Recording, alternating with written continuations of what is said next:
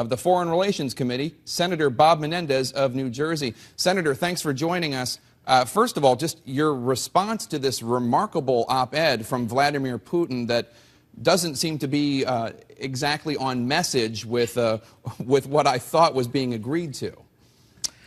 Well, Jake, I got an email with what President Putin had to say, and I have to be honest, it was at dinner, and I almost wanted to vomit. The reality is I worry when someone who came up to the KGB tells us what is in our national interest and what is not. And, it really raises the questions of how serious this Russian proposal is. And that's what I wonder is, with this as a scene setter, I mean, it's not quite the message, the subtle message that Anthony Weiner gave to the members of the press on his last limo ride away from, but it's pretty close, taking issue with American exceptionalism, saying it was the rebels, when he's already saying that he's going to help take CW away from the Assad regime. It's kind of in your face. Well, it's very much in your face. And, when I see Putin's other comment that suggests, well, you can't expect a country to unilaterally disarm, we're not talking about unilateral disarmament. We're talking about chemical weapons. So if he believes that in the arsenal that Syria or any country should have is chemical weapons that they can use, my God, that's a real problem. That's not unilateral disarmament by any stretch of the imagination. Chairman, you just said that it raises questions about how serious the Russia proposal is. John Kerry is on a plane right now going to try to talk to his counterpart from Russia. Is he on a fool's errand? No, look, I believe, as someone who helped author the resolution that got a bipartisan support in the Senate Foreign Relations Committee, that it would be foolish to slam the door on a potential diplomacy. We have to test it.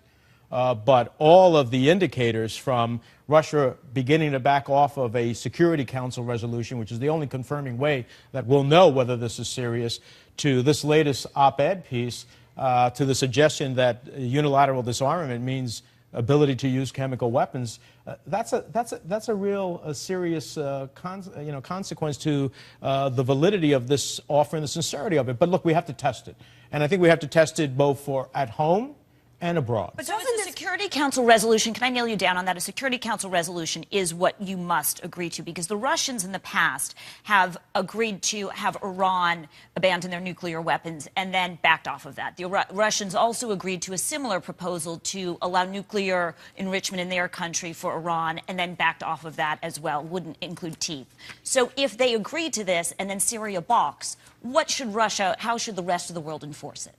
Well, that's why a Security Council resolution is critical in order to achieve what we would hope could happen. Look, a potential result of this could be far more positive. We were ready to strike to stop Assad's abilities to have weapons that deliver chemical weapons. If you can eliminate the chemical weapons, that's a greater desirable result, but it has to be real. And look, I believe that the only reason that the Russians are even maneuvering in this way and considering the possibility is because of the credible use of force. If that was not there, we would neither hear Russia making any offer, nor would we hear the Syrians contemplating such. Senator, what do you think is going on in the Kremlin?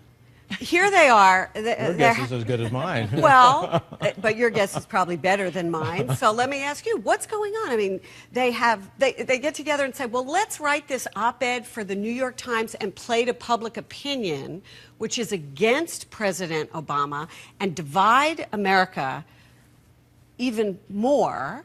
I mean, what's the thinking here? Yeah, Gloria, I think there are two things going on here. First of all, I think the Russians did see the contemplated possibility of strikes against Assad, and that would have weakened him, even though our purpose was to pursue the delivery mechanisms for chemical weapons. It would have degraded Assad significantly. It could have, by consequence, created a change. But I mean with this op-ed. On the battlefield. That's why I think they began to move in this direction. He's trying to maximize his leverage. He's trying to get the American people to ultimately be further divided, and in doing so have a stronger leverage point through his foreign minister in these negotiations. But I think the American people, when they read that, will reject it wholeheartedly. He may have an opposite result as a result of his Says he has the Pope on his side. Well, I am sure that the Holy Father has moved Putin at various other times. I want to get your response to some of the things, some of the claims he makes, because you have information that we, as people who haven't seen the classified intelligence, have, and the public as well, it doesn't have. Putin writes, when talking about the poison gas and who's responsible, quote, "No one doubts that poison gas was used in Syria, but there is every reason to believe that it was used not by the Syrian army, but by opposition forces to provoke intervention by their powerful foreign patrons who would be siding with the fundamentalists. Reports that militants are preparing another attack, this time against Israel, cannot be ignored." Now, you've seen the classified intelligence. Does he have any case to make there? No. Look, only in Russia and Putin's parallel alternate universe could you believe that. Let's add the facts up for a moment. The facts are these, that there's no question that the delivery system of the chemical weapons were through missiles. If the rebels had missiles, they'd be striking at his artillery and his aircraft. They don't have missiles, number one. Number two, all of our satellite intelligence shows that the delivery of those missiles came from areas controlled by Assad into the rebel areas. We also know that Assad's regime, as it relates to chemical weapons, are fully vetted for loyalty to the regime and under its absolute control.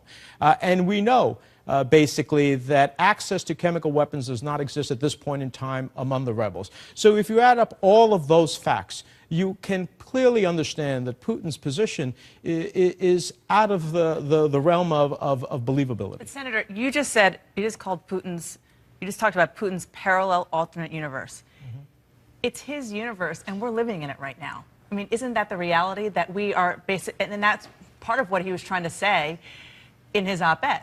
You know, he's running the show right now. And so, but as chairman of the Senate Foreign Relations Committee, do you feel comfortable with the fact that we are living in his parallel alternate universe? Yeah, when I say his parallel alternate universe, look, this is a guy who grew from the KGB to be the head of it.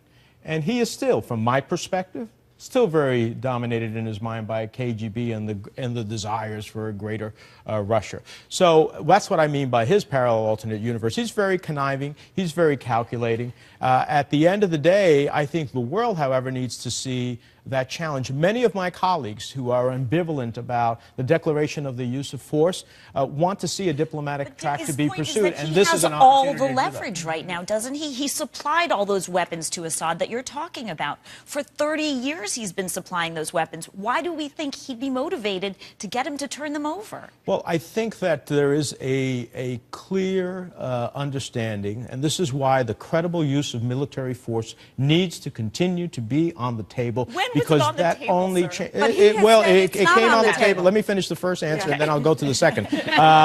It's 4 on 1 here. Sorry. But I agree. But are you having yes, let me finish the first answer, and that is he came to a conclusion strategically that there was a real possibility. Remember what the president said. The president said, "I have made the decision that the use of force is necessary, but I'm going to go to the Congress." He has not yet abdicated the possibility of the use of force under any set of circumstances. That's a real prominent possibility. So in that respect, he looks at the issues of Syria's interest. This is the only foothold they have in the Middle East. He's lost enormous support within the Middle East because of his position as a patron of Syria. And to be very honest with you, as he sees Syria eroding, even as they try to keep Assad in power, this is never going to be a country, from my perspective, where Assad's going to control the whole country. So the access to those chemical weapons, potentially at risk, may be in Russia's interest as well to make sure they're secured again. Hasn't he just stuck his thumb in John Kerry's eye, one in John Kerry's eye and one in President Obama's eye with this? That's 2 thumbs. 2 thumbs. Just, 2 thumbs just with this check. piece. Thank you. We have instant fact check at this table. Hasn't he done that with this op-ed and kind of stop things before they even start? Look, I think they are going to try to maximize their position as John Kerry goes into his discussions with Lavrov and create the maximum ability to get the result that they want. Now, is that a yes or a no? That's on Well, it means that they're going to maximize their position. And if maximizing their position is taking efforts to try to divide the American public and try to undermine the very efforts so that the Americans are in a weakened position, but I don't think he'll achieve that. It's very clear that we're going to insist on a verifiable process with a UN resolution, otherwise we have nothing. All right.